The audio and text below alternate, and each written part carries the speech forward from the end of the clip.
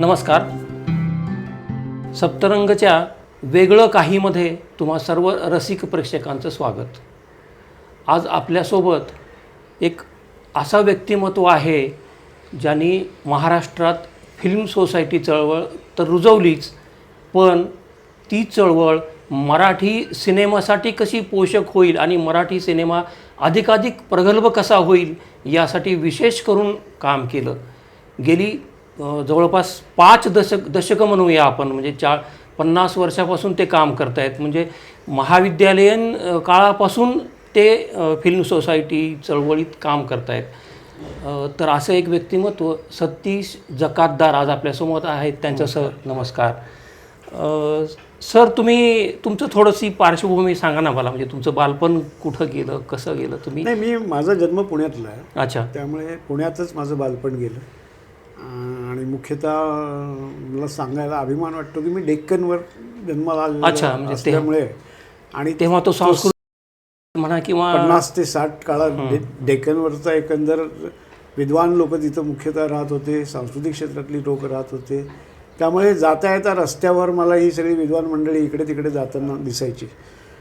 पण मुख्यतः मी तिथलंच डेक्कनच्या परिसरातल्या बालशिक्षण मंदिरमध्ये गेलो, पुढे भावे स्कूलमध्ये गेलो. आणि भावे स्कूलमध्ये चित्रपटांशी संबंध कसा आला? भावे स्कूलमध्ये असताना राम गबाले नावाचे दिग्दर्शक आहेत, तुम्हाला माहिती असते. हो. तर त्यांनी संगम लहान मुलांमध्ये हे चित्रपटात चांगले चित्रपट पाहायला मिळावेत, बालचित्रपट पाहायला मिळावेत म्हणून त्यांनी संगम व्हिज्युअल नावाचा क्लब काढला होता. तो 4-5 शाळेत चालू होता, पण आमच्या शाळेतही होता तो भावे स्कूलमध्ये. तुम्ही शाळेत 8वी, 5वी, 6वी, 7वी, 8वी 4 या वयोगटासाठी तो होता. हो. आणि 8वीला वर्षभर का 2 वर्ष मी त्या क्लबला शनिवारी ते सिनेमे दाखवायचे, महिन्यातले एका शनिवारी.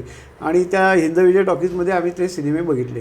त्यात मी आय बॉट माय डॅडी बघितल्याचं मला अगदी स्पष्टपणे आजही आठवतं. आणि बायसिकल थीप मी हिंदीत बघितला होता त्यावेळी, विशेष म्हणजे AR कारदार प्रोडक्शनचं. पण हे याचं बायसिकल थीपची गंमत ही मला पुढे 20-25 वर्षांनी कळली, म्हणजे त्याची जी पण त्यातनं चित्रपटांची आवड निर्माण झाली असं मी म्हणणार नाही. मला चांगल्या हिंदी चित्रपटांची आवड मात्र निर्माण झाली, कमर्शियल सिनेमाची. आणि नेहमीप्रमाणे माझा मोठा भाऊ जो आहे तो शाळेला बुट्ट्या मारून सिनेमा, थिएटरला वगैरे जाऊन सिनेमे पाहणं, शाळेला बुट्ट्या मारून सिनेमा. त्यामुळे लगोलग तो माझ्या पुढेच होता 1 वर्ष. त्यांनी लगोलग ती दीक्षा मला दिली. आणि मी 8वी ते 11वीपर्यंत साधारण शाळेला बुट्ट्या मारून सिनेमा पाहणे हा नेहमीचा उद्योग झाला होता. तेव्हाचे कमर्शियल सिनेमे सगळे. म्हणजे मुख्यतः तिथे कसं झालं की तिथे माझ्या घरातला तुम्हाला फोटो दिसत असेल दिलीप कुमारचा. दिलीप कुमार हा माझा पहिला लाडका नट नेहमीप्रमाणे. आणि मॅटिनला दिलीप कुमार पाहणं, आणि बाकी मग इतर जे येतील ते राज कपूर, देवानंद वगैरे. पण त्यातही साधारण 11वीला येऊस्तर मी दिलीप कुमारपासून किंवा जनरल पॉप्युलर लोकप्रिय हिंदी सिनेमा होता त्यापासून मी बिमल रॉय, गुरुदत्त, ऋषिकेश मुखर्जी क्लासिक यांचे सिनेमे बघायला लागलो. एवढा फरक मला त्या 3 वर्षात जाणवतो. मग आशय फिल्म क्लब तर 85 साली स्थापन झाला. त्याच्यापूर्वी काय म्हणजे बऱ्याच चळवळी तुम्ही केल्या? हो, मुख्यतः कॉलेजला असताना मला आठवतं की मी पहिल्या वर्षी बॉबीचं हे केलं होतं, स्क्रीनिंग केलं होतं. बॉबीचं निलाममधलं स्क्रीनिंगची तिकीटं विकत घेऊन आम्ही सगळं कॉलेज अख्खं बॉबीला गेलो होतो. पण त्या 3 वर्षात माझ्यामध्ये जो बदल झाला आणि माझ्या आसपासचे जे मित्र सगळे होते कॉलेजमधले ते यांच्यामध्ये जो बदल झाला, त्यातनं आम्ही तिथे भारतीय सिनेमाचं एक प्रदर्शन आम्ही भरवलं होतं. त्यासाठी आम्ही आर्काईव्हमध्ये जाऊन फोटो गोळा केले होते, मुंबईतला काही फोटो गोळा केले होते. आणि ते प्रदर्शन आम्ही एकंदर सत्यजित रे, ऋत्विक घटक, मृणाल सेन, समांतर सिनेमा या प्रकारच्या गोष्टी आम्ही त्या प्रदर्शनात मांडल्या होत्या. त्यामुळे आमचे प्राध्यापक फार खुश झाले आणि त्यांनी आम्हाला फिल्म सेन्स आणि फिल्म फॉर्म सारखी ISSTची पुस्तकं भेट दिली. त्याचाही एक परिणाम झाला. पण त्याच काळात आम्ही डाव्या चळवळीत होतो. एका अर्थाने पुणे विद्यापीठ विद्यार्थी संघटना ही डावी संघटना होती. आणि आम्ही त्याला आत्ता मी म्हणतो त्याला की दे आर द लास्ट मार्क्सवादी फ्रॉम पुणा.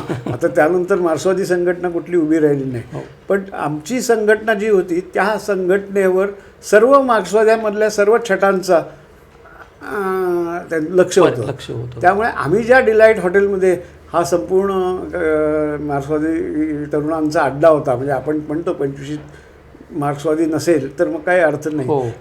त्यामुळे आम्ही तसा होता आणि आम्ही 25 मार्क्सवादी होतो.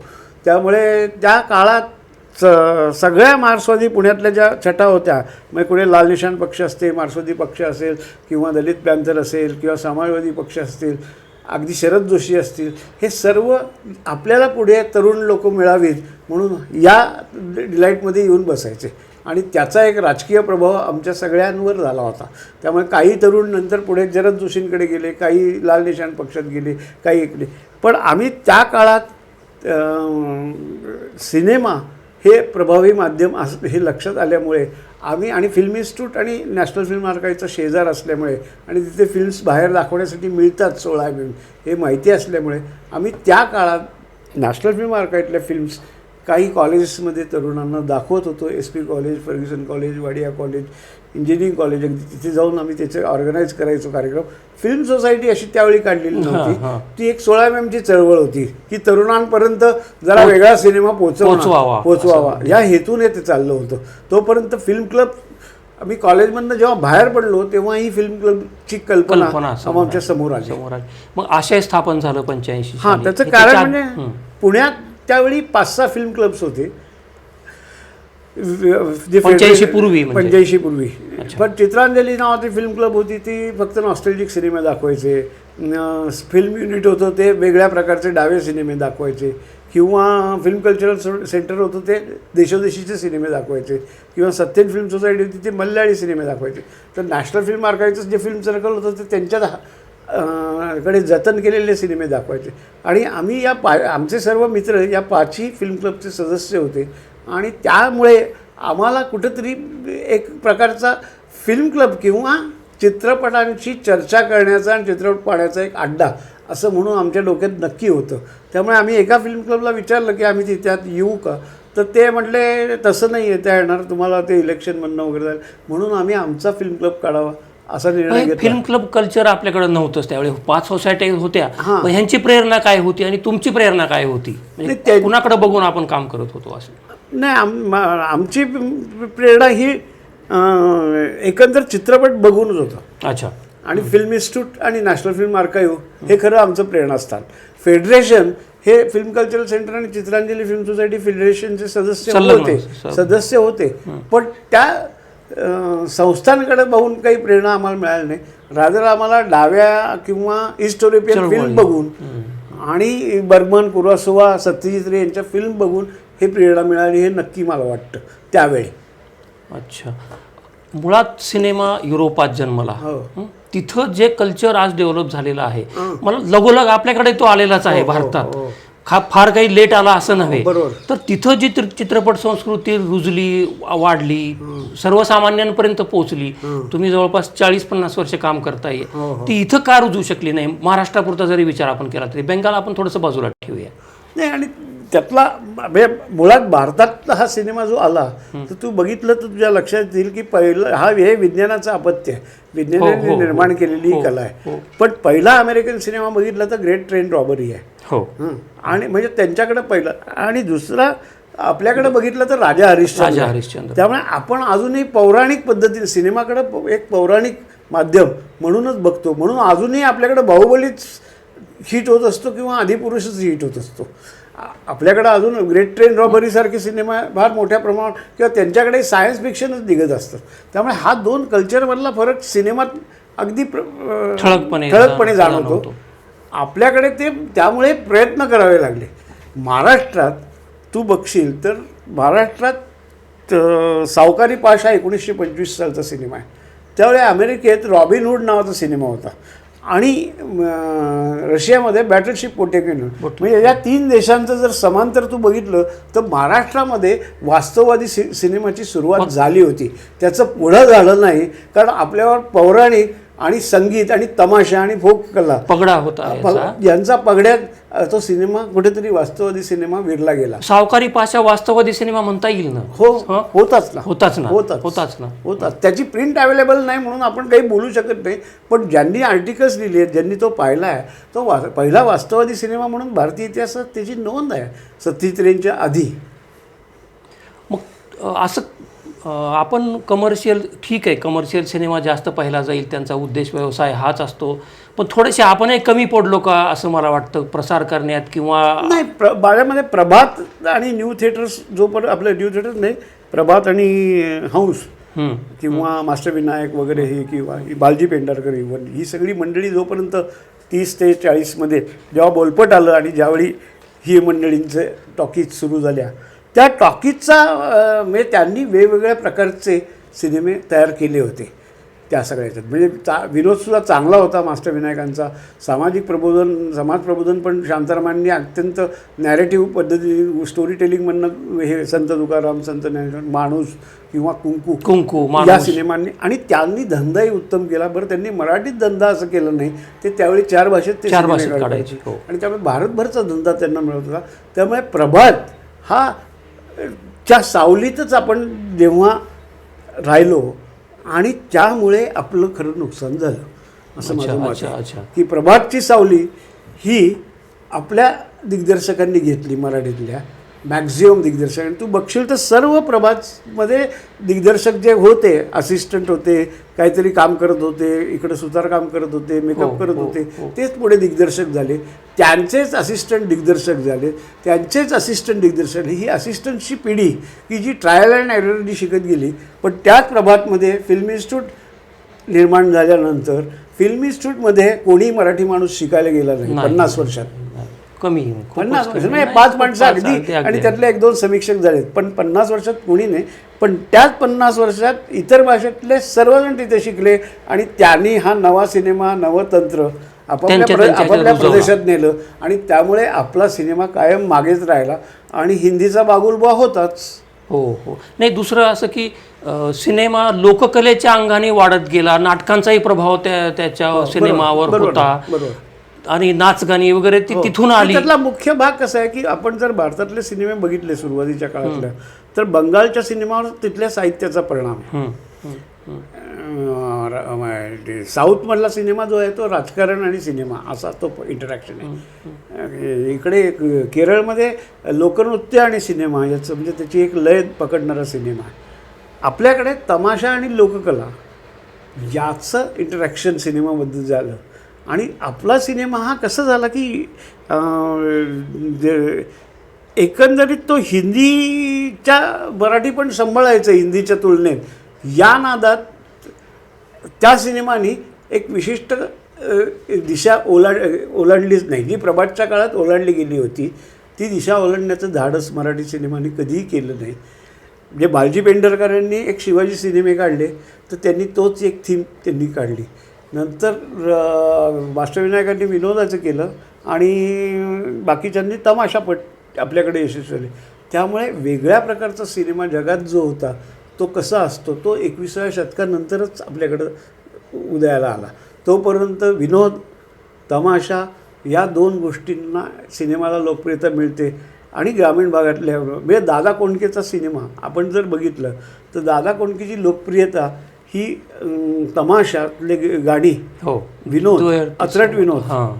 पण तिसरी गोष्ट अशी की लोकांच्या हे लक्षात येत नाही की दादा कोंडकेचा सिनेमा महाराष्ट्रभर चालला याचं कारण दादा कोंडके ज्या काळात त्यांनी सिनेमे रिलीज केले होते त्या काळात ओबीसी जमात ही उत्कर्षाला येत होती आणि त्यांना पहिल्यांदी दादा कोंडकेंनी नायक दिला. त्याच्या आधी मराठी सिनेमात एकतर पाटील असायचा किंवा पांढरपेशे नायक होते, बस कंडक्टर होते, पोस्ट ऑफिसमध्ये काम करणारे होते, बँकेत जाणारी मुलगी होती, सायकलवरनं कुठेतरी मेकॅनिक असायचा. दादा कोंडकेंच्या ह्याच्यात प्रथम जे वसंत शिंदेने बलुतं आनंद मानेंच्या सिनेमात सांभाळलं ते सगळे नायक होते. पेंढारी होते, खाटीक होते, सुतार होते, धोबी होते, असे नायक दादा कोंडकेंनी दिले. त्यामुळे दादा कोंडकेच्या सिनेमाला नुसती त्याच्यामुळे लोकप्रियता मिळाली नाही तर प्रेक्षकांना त्यात आपली आयडेंटिटी सापडली म्हणून ती लोकप्रियता मिळाली. थोडंसं आपण आता फिल्म क्लबकडे येऊया. आशयच तुम्ही जवळपास 40 वर्ष झाली म्हणजे आशय म्हणजे तुम्हीच आहात. तर सुरुवातीचा 10-20 वर्षाचा काळ आणि त्यानंतरचा काळ काय फरक जाणवतोय? नाही, एकतर मी त्याला विभागणी अशी करीन की सेल्युलाइड युगातला काळ आमचा 35 की ज्यात आम्हाला पु ल देशपांडेंनी प्रोजेक्टर दिले. आम्ही 35 च्या काळात राहत होतो. एमपी थिएटरमध्ये आम्ही स्वतःचं थिएटर प्रोजेक्शनसाठी तयार केलं. तर तो 95पर्यंत तो संपूर्ण सेल्युलाइड काळ होता की ज्या काळात आशयनी सिनेमा कलेची एक स्वतंत्र आयडेंटिटी पुणे शहरात निर्माण केली. आणि आम्ही नुसतं असंच केलं, आम्ही इंटरॅक्टिव्ह प्रोग्राम केले. आम्ही सिनेमा आणि संगीत यासाठी आर्य संगीत प्रसारक मंडळीबरोबर संगीताच्या डॉक्युमेंटरी दाखवल्या. आणि आम्ही मुस्लिम सत्यशोधक समाजाबरोबर सिनेमातला मुस्लिम सिनेमा आणि मुस्लिम असे सिनेमे दाखवले. आम्ही वुमन संघटनांबरोबर दाखवले. आर्किटेक्चरबद्दलचे सिनेमे आर्किटेक्चर संघटने.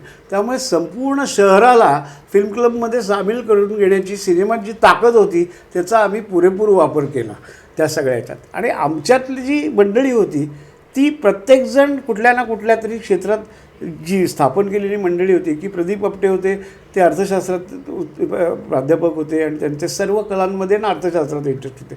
संगोराम यांना पत्रकारितेत इंटरेस्ट होते. नंतर दीपक देवधर इंजिनिअरिंगमध्ये इंटरेस्टेड होते किंवा हेमंती बॅनर्जी फिल्म इन्स्टिट्यूटमध्ये शिकवत होत्या. असे अनेक लोक, वंदना भालेंचा स्टुडिओ होता.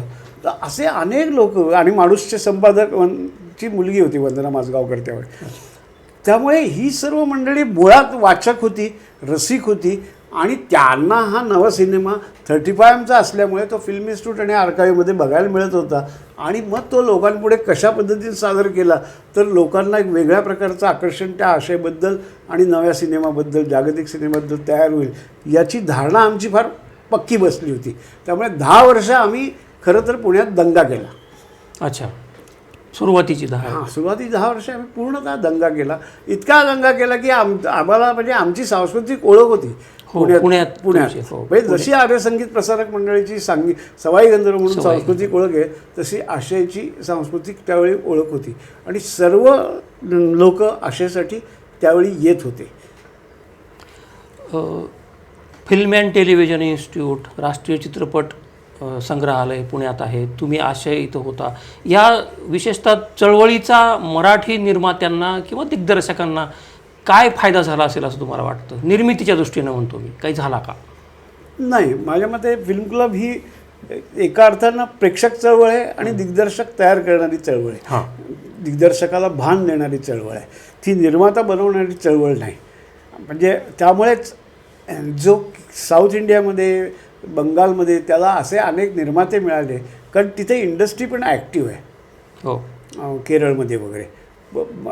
पुण्यात किंवा महाराष्ट्रात जर बघितलं तर अखिल भारतीय चित्रपट महामंडळ हे कुठलाही फिल्म फेस्टिवल भरवत नाही किंवा त्यांच्या निर्मात्यांना किंवा त्यांच्या सदस्यांना प्रशिक्षण देणाऱ्या कुठल्याही कार्यशाळा घेत नाही किंवा यांना कळावं सिनेमाचं कार्यशाळा, तशा कार्यशाळा ते घेत नाही. त्यामुळे निर्माता हा अचानकपणे कोणतरी पैसे टाकणारा, ज्याच्याकडे खूप पैसे आहेत असा निर्माता असू शकतो. पण निर्मात्याला जर नॉलेज असेल तर कसा सिनेमा असतो हे साऊथ इंडिया आणि अमेरिकन सिनेमा बघून आपण कळू शकतो की तिथले विद्यू विनोद चोप्रा हा निर्माता असतो आणि दिग्दर्शकही असतो. हा जो फरक आहे, हा फरक जोपर्यंत मराठी सिनेमात लक्षात येणार नाही. आणि त्यामुळे बघशील तर आता अलीकडे 2000 सालानंतर इवन उमेश कुलकर्णी असेल, सचिन कुंडलकर असेल, ही सर्व मंडळी आशयमध्ये होती. गजेंद्र आहे ते पण. ही सगळी आशयमध्ये होती. ही म्हणजे आशयचं काम करायची 2-2 वर्ष अनेक वर्ष.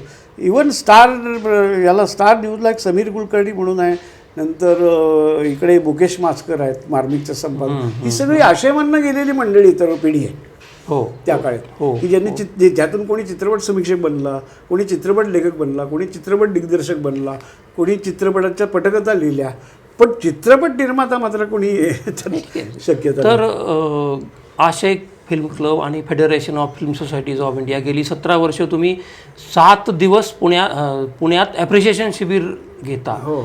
17वं वर्ष आहे आता हे. तर हे खूप चांगलं काम आहे, निष्ठेने केलेलं काम आहे. हे महाराष्ट्र त्याचा अनुभव सांगा ना थोडासा, म्हणजे महाराष्ट्राच्या दृष्टीनं. बरोबर. काय आहे की 2006 साली श्याम बेनेगल हे फेडरेशनचे अध्यक्ष झाले आणि त्यावेळी असं ठरलं की हे चित्रपट चळवळ जी आहे ती आता फक्त सिनियर सिटिझनपुरती मर्यादित राहिली आहे.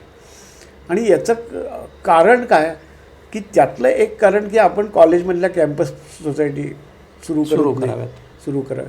पण त्याचबरोबर जे केरळमध्ये चालू होतं की चित्रपटाचं सबटायटल्स ही मातृभाषेत नसावी, चित्रपटावरची पुस्तकं मातृभाषेत नसावी, चित्रपटाबद्दलचं प्रशिक्षण असेल, रसास्वाद असेल, निर्मिती असेल, याबद्दलचं प्रशिक्षण मराठीत मातृभाषेतनं करावं. आणि मातृभाषेतनं जर एखाद्या गोष्टीचे, कारण शेवटी हे पाश्चात्य माध्यम आहे, त्याबद्दल मातृभाषेतनं जर आपण काही सांगितलं तर ते अधिक लोकांपर्यंत पर्क्युलेट होईल, झिरपेल. ज्या हेतूने 2006 साली फेडरेशनने केवळ मराठीच असं नव्हे तर सर्व इतर कन्नड जिथे जिथे होत नव्हते ज्या ज्या भाषेत, त्या भाषेत कोर्सेस घेण्याचा निर्णय घेतला. आणि त्यातला पहिला कोर्स आपण पुण्यात आर्काईव्हमध्ये सुरू केला, मराठी चित्रपट रसास्वाद शिबिर. जे शिबिर करोनाला 2 वर्ष ऑनलाईन होतं, पण बाकी गेले 17 वर्ष चालू आहे. यावर्षी ते ज्योत्स्ना भोळे आणि महाराष्ट्र कल्चर सेंटरमध्ये घेण्यात आलं. आणि याची गरज अशी आहे की चित्रपट निर्मिती करणं, चित्रपटाचं पटकथा लेखन करणं, चित्रपटाचं दिग्दर्शन करणं किंवा चित्रपटातलं संकलन करणं, या गोष्टी स्वतंत्र आहेत, या निर्मितीशी संबंधित स्वतंत्र आहे. पण चित्रपटाचा आस्वाद घेणं ही गोष्ट, हे फिल्म ॲप्रिसिएशन, हे चित्रपटात माध्यमाचं व्याकरण समजून सांगणं, हे मराठी भाषेचं जसं व्याकरण आपण समजून घेतो, तरखडखड म्हणून जे होते त्यांची पुस्तकं वाचतो, तसं चित्रपटाच्या लँग्वेजचं व्याकरण समजून घेणं ही खरी गोष्ट आहे प्रेक्षकांच्या दृष्टीनं. आणि जेवढा प्रेक्षक शहाणा होईल तेवढा चित्रपट उत्तम बनत जाईल, कारण त्याचा प्रतिसाद उत्तम असेल आणि मग नव्या मराठी दिग्दर्शकांना उत्तम चित्रपट पाहायला मिळतो. आज चळवळी तर जवळपास थांबलेल्याच आहेत. सगळ्याच चळवळी, म्हणजे फिल्म चळवळ असं म्हणत नाही मी, चळवळी थंडावलेल्या आहेत. मध्यम वर्ग, कधी काळी मध्यम वर्गाचा सपोर्ट या चळवळींना होता, पण आज तेवढा उरला नाही. तुम्हाला भविष्य कसं दिसतंय? तुम्ही तर बाप माणूस आहात फिल्म सोसायटी चळवळीतले, तुम्हाला भविष्य काय दिसतंय? मला असं दिसतंय की जिथे मोठी शहरं आहेत तिथे आता ते जिगिरीचं झालेलं आहे की कुठलाही फिल्म क्लब चालवणं. म्हणजे पुण्यासारख्या ठिकाणी तू बघशील तर विमाननगरला एखादा राज असेल तर तो आर्काईव्हला तुमचा फिल्म क्लब चालू आहे तो येणं शक्य नाही. मुंबईत तर हे 25-30 वर्षापूर्वीच बंद पडले सगळे क्लब. पण फिल्म क्लबसाठी बाहेर काढणं, फिल्म तुमच्याबरोबर घरात आली नव्या तंत्रज्ञानानं. म्हणजे जो हिंदी थिएटरला जाणारा वर्ग जसा कमी झाला तसा सहजपणे कुठलीही फिल्म आपल्या घरात आहे असं समजणारा प्रेक्षक आहे. आज कुठल्याही तुम्ही माणसाला, तरुण मुलाला विचारलं, माझ्याकडे 1000 फिल्म्स माझ्या हार्ड डिस्कमध्ये आहेत, पण त्यांनी पाहिल्या किती, त्यातल्या चांगल्या किती, त्यांची निवड कशी केली आणि त्याला त्या कळल्यात का, या गोष्टींबद्दल अजूनही संभ्रम आहेच. आणि त्यामुळे आत्ता तू बघशील तर मोठ्या स्क्रीनवर सिनेमा हा मोठ्या स्क्रीनचा आहे. आपलं ब्रीदवाक्यच आहे ना ते, म्हणजे सिनेमा हा थिएटरमध्ये जाऊन लार्जर दॅन लाईफ हा जो सिनेमाचा मोटो आहे. आणि तसा सिनेमा तुम्ही समरसिकांसमोर जर तो बघितला तर तो अनुभव असतो, ती इन्फॉर्मेशन नसते. OTT, नेटफ्लिक्स किंवा ॲमेझॉन किंवा टेलिव्हिजनवर किंवा तुम्ही निरनिराळ्या साईटवर एकट्याने सिनेमा बघणं ही इन्फॉर्मेशन आहे. तो अनुभव घ्यायचा असेल तर सिनेमा हा 10-15 लोकांसमोर होम थिएटरला तरी बघायला पाहिजे, जो मोठा पडदा असतो. खरं तर तो थिएटरला बघायला पाहिजे, कारण सिनेमा बनवणारा जो माणूस असतो दिग्दर्शक, त्याने तो मोठ्या पडद्यासाठी बनवलेला असतो. तो छोट्या स्क्रीनसाठी बनवलेली सिरियल नसते ती. सिरियल कसं त्यासाठीच बनवलेले असतात, त्या कमर्शियल ॲडव्हर्टाइजमेंटचाच भाग असतात. पण हा अनुभव जर घ्यायचा असेल तर आज तू बघशील पुण्यामध्ये इल्लिगल असे शेकडो क्लब आहेत. अच्छा. की 10 जणांकडे एक होम थिएटर आहे कोणाकडे तरी, आणि त्याच्याकडे 10-15 जण बसतात आणि चर्चा करतात. मी स्वतः, मला माहिती, मी 3 क्लबमध्ये जातो की असे होम थिएटर. कोणते सिनेमे बघतात? कोणते? नाही, नवे सिनेमे, जागतिक सिनेमे बघतात. बरं. जागतिक सिनेमे बघणारे शेकडो लोक आहेत, विद्यार्थी पण आहेत. आज पंचायत अशी आहे की अशी कुठली यंत्रणा नाही की त्यांना त्याचं एक 2 वर्षासाठी त्यांना कोणीतरी गाईड करेल, त्यांना थोडंसं सांगेल ॲप्रिसिएशन कोर्ससारखं. तर सांगितलं म्हणजे ज्या क्लबमध्ये मी जातो तिथं त्या चर्चा होताना आपोआपच ते पसरत. हां, आता पण छोटेखानी फिल्म क्लबच झाला ना हा सुद्धा, एक 10 असतील लोक. 10 लोक. आता सिनेमॉन्टात जो नागपूरमधला आहे तो 25 लोकांचाच क्लब आहे, पण तो उत्तम चालवतात ना. अच्छा, काळाची गरज आहे. काळाची गरज, आता छोटं राहणं आणि जगाशी पण जगाबरोबर राहणं, जगासोबत कनेक्टेड राहून जगाबरोबर राहणं. कारण मोठं फिल्म क्लब हे जिकिरीचं झालेलं आहे. आता फिल्म क्लब करायचे असतील तर फक्त कॅम्पस फिल्म क्लब. कारण कॉलेज ही 4 वर्ष आहे. 4 वर्षात कुठलाही विद्यार्थी जर त्याला ती चटक लागली चांगल्या सिनेमाची तर तो तुझी आयुष्यापर्यंत शेवटापर्यंत जपू शकतो. ही कल्पना खूप चांगली आहे कॅम्पस फिल्म सोसायटीची. पण ना एखादा प्राध्यापक जर त्याच्याशी हे असेल तर ते खूप छान चालतं सगळीकडे. पण फिल्म क्लब बद्दलही तसंच आहे. जे फिल्म क्लब टिकले तिथे कोणतरी एक ताटकणा घेऊन उभा राहिला म्हणूनच ते फिल्म क्लब टिकले. हो ते आहे. पण केरळ असेल किंवा पश्चिम बंगाल असेल, इथं फिल्म सोसायटींची जी संख्या आहे ती आपल्याकडे महाराष्ट्रात आज नाहीये. याचं कारण काय? कारण असं आहे की त्याला एक तर तिथे सरकारी सपोर्ट आहे. सेकंडली श्वास नंतर आपल्याकडे म्हणजे स्वातंत्र्यानंतर आपल्याकडे सत्यजित्रेसारखं मॉडेल नाही आदर्श असं की हा मराठी दिग्दर्शक आहे, हा आधुनिक दिग्दर्शक आहे, जागतिक पातळीवरला ऑस्कर आहे किंवा ऑस्करवाले ओळखतात, याला सर्व फेस्टिवलमध्ये मानलं जातं, याचं रेट्रोस्पेक्टिव्ह आयोजित केलं आहे, असा दिग्दर्शक आपल्याकडे नव्हता. आज शक्यता केव्हा निर्माण झाली आहे? श्वास नंतर काही तरुण लोकांनी, पण ते अजून लहान आहेत. पण आज किमान मॉडेल तयार करण्याचे प्रयत्न तरी केले जातात. आज केरळमध्ये अदूर गोपालकृष्ण एक मॉडेल तयार केलं, कर्नाटकमध्ये गिरीश कासारवल्ली गेलं तर त्याचा मराठीसारखाच आहे ना, तिथेही गिरीश कासारवल्लीला कोणी ओळखत नाही. पण हा मॉडेल नाही. आणि दुसरीकडं मराठी ही हिंदी मुंबई इंडस्ट्रीजवळ असल्यामुळे जो एक त्याचा प्रॉब्लेम तयार झाला, म्हणजे मोठ्या झाडाखाली छोटं झाड वाढत नाही, तसा प्रकार हा झाल्यामुळे हा मराठीला प्रॉब्लेम आहे. पण मराठीला जागतिक करणं हे नक्कीच आपल्या हातात आहे. अशा आश्वासक चेहरे आपण परेश मोकाशीपासून उमेश कुलकर्णीपर्यंत, नागराज मंजुळेपासून सगळे बघतोच की गेल्या 21व्या शतकात हा किंवा इवन चैतन्य तामाणेपर्यंत 21व्या शतकात आपला सिनेमा मराठी जगात तर नक्की जाईल. मराठी प्रेक्षक किती बघतील माहीत नाही, जागतिक प्रेक्षक नक्की बघेल एवढा विश्वास आजच्या दिग्दर्शकांनी दिलेला आहे. चित्रपट संस्कृती वाढावी, रुजावी म्हणून ज्या सरकारी संस्था निर्माण झाल्या, विशेषतः नेहरूंनी ते केलं त्या काळात, आज त्या संस्थाचं म्हणजे व्यावसायिकीकरण सुरू झालेलं आहे. ही सरकारला जबाबदारी वाटत नाही आहे का? याबद्दल काय सांगाल? नाही, मला त्याच्याबद्दल म्हणजे खेद, खंत आणि दुःख सर्वच आहे. कारण मी यातलं माझं आयुष्य आर्काईच्या प्रांगणात मी बहरत गेलो आणि मला ज्यांचा सहवास घडला, सुधीर नांदगावकर, त्यांचं आयुष्य नाट्य जे आहे ते सखा पाटील कमिटीने ज्या संस्था निर्माण केल्या त्यांच्या याच्यावरच त्यांचं रंगलं. त्यामुळे 1951 साली सखा पाटील कमिटीने ज्या संस्था निर्माण केल्या त्यातली फिल्म इन्स्टिट्यूट फक्त स्वायत्त संस्था आहे, पण बाकी सर्व संस्था सरकारी अधिकारी होत्या. त्यावेळी त्यांनी फेडरेशन ही सरकारकडे आणू नये, कारण प्रेक्षकांना शहाण्या करण्याचं काम प्रेक्षकांनाच करू द्यावं, फक्त त्यांना मदत करावी असा निर्णय घेतला होता. आणि त्यांना सपोर्ट करणाऱ्या या संस्था निर्माण केल्या की ज्याचं नसेल चित्रपटाचं तिथून ॲप्रिसिएशन कोर्स होईल. आणि या सर्व संस्था या नव्या सरकारने या 21व्या शतकातल्या नव्या काळात की हे पांढरे हत्ती आहेत, यांना का पोसा, तर यांचं एक अमालगमेशन केलं. इफी आणि मिफ एकत्र आणले. तर मुद्दा त्यातला असा आहे की लोकांपर्यंत सांस्कृतिक हे डिजिटल माध्यम जरी असलं, म्हणजे आता काही केलं की बटनद्वारे आपल्याला सगळं हातात येईल, हे जरी खरं असलं तरी त्यात हातात कसं घ्यायचं, त्याला बुद्धी कुठली वापरायची, ही निवड कशी करायची, हे लोकांना आपल्या शाळेत जर शिक्षण नाही चित्रपटाचं तर हे अजूनही आपल्याला या संस्थां थ्रू करण्याची गरज होती. पण ही गरज या सरकारला वाटली नाही आणि त्यामुळे या संस्थांचं एका अर्थानं या संस्थांचं सांस्कृतिक मॅन्डेट काढून त्यांनी त्याला सरळ डिजिटल बाजारात आणून उभं केलेलं आहे. घातक आहे ना, पण चुकीचं आहे ना. हे चुकीचं आहे. नाही, चुकीचं आहे म्हणजे हे एकंदर चित्रपट संस्कृतीच्या विरोधातलं काम आहे या सगळ्याचं. आणि यात सरकारने पडावं यासारखा दैव दुर्विलास नाही.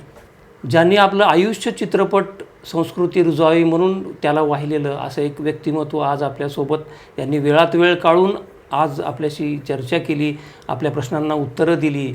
याबद्दल सतीश जकादार यांचे प्रेक्षकांतर्फे खूप खूप आभार. आपण भेटत राहू. धन्यवाद. नक्कीच नक्कीच नक्कीच नक्कीच.